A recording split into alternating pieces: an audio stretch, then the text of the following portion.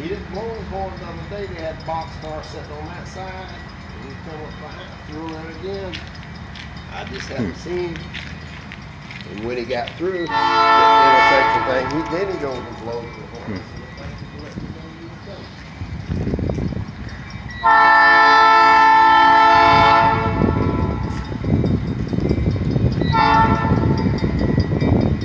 A wall stick.